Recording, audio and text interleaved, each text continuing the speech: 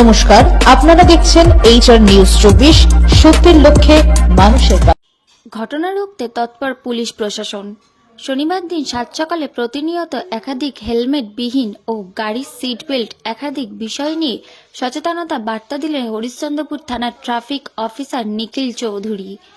এদিন তিনি সাত সকালে হরিশ্চন্দ্রপুর থানার অন্তর্গত কনুয়া এলাকায় রাস্তায় নেমে বাইক চালকদের হেলমেট পরে যেন গাড়ি চালায় ও চার চাকা চালকদের সিট বেল্ট পরে গাড়ি চালায় এমনই পরামর্শ দেন।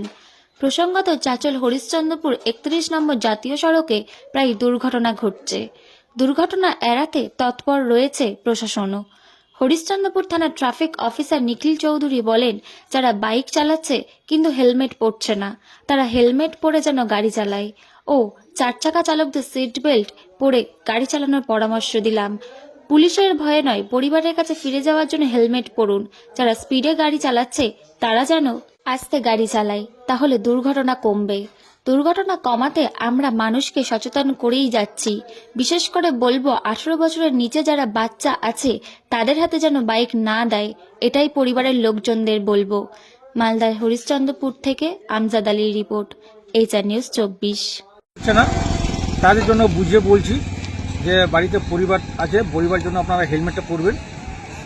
আপনারা যে গাড়িগুলো চালাচ্ছেন একটু আস্তে গাড়ি চালাবেন, যাতে কোনো কারণে কোনো দুর্ঘটনা যেন না ঘটে।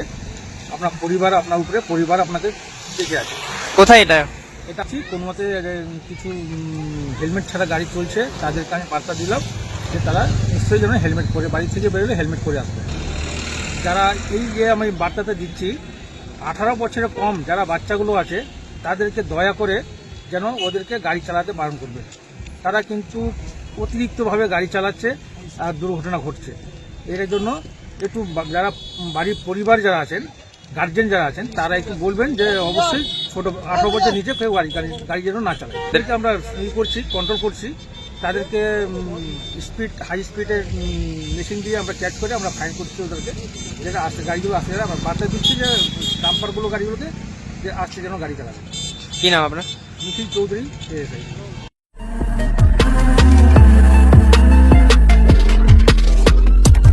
নমস্কার, আপনারা দেখছেন HR নিউজ 24, সত্যের লক্ষ্যে মানুষের পাশে।